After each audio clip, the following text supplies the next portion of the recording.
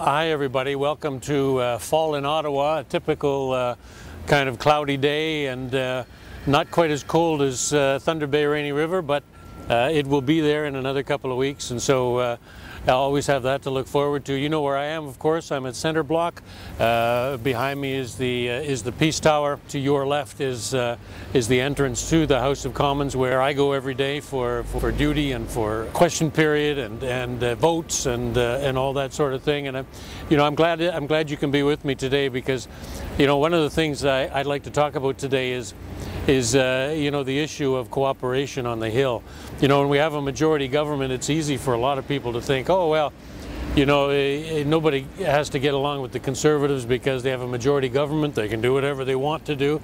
But I'm here to tell you today that in fact, we do get along. We do cooperate, and probably my biggest job here now, aside from being on the Public Safety and National Security Committee and all the other work that I do here on the Hill, probably the most important thing I do on the Hill is work with everybody else on the Hill, build those relationships so we can get things done. And you know what, I can give you a very good example, a very good recent example of how that works. I got an email from a constituent who was concerned about a tax issue, and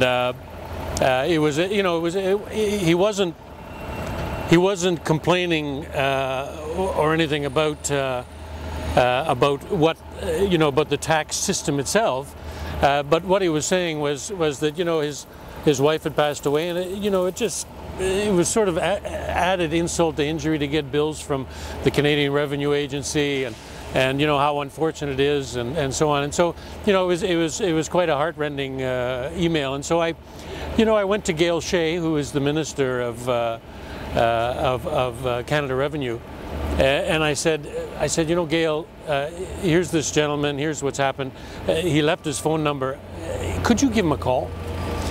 I just thought, I had spent some years with Gail Shea and all kinds of other ministers and all sorts of people on the other side of the House, Conservatives, talking to them about various issues of building the relationships. And every so often a moment comes along where you think, well, let's see if those relationships have been built. And so, Gail was very gracious. She said, you know what, I'll give him a call. Thank you very much. She got back to me the next week and said, you know what, I've tried a couple of times to call him. I couldn't get an answer, but I'll keep trying. And it must have been maybe a month later, not too long ago, that she came and said, I had a nice conversation with him. I called him, and there's nothing we can do about the issue, but she said, I was happy to call him, because ultimately, she said, as I believe, she said, that's why we're here. We're here for each and every Canadian, and to help all Canadians and their families. And so, that was a product of building a relationship with Minister Shea. And you know what, I appreciate her persistence in getting hold of this gentleman and talking to him. So, it's not an earth-shaking incident. It's not something that changes, the way the country runs.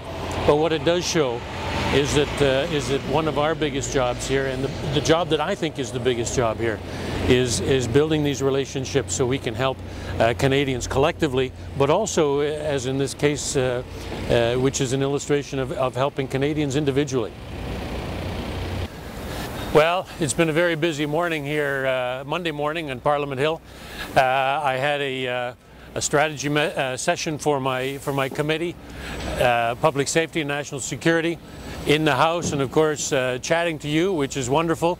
And now I'm heading back to my office, where I'm meeting with a group of university students who want to interview me about politics and politicians.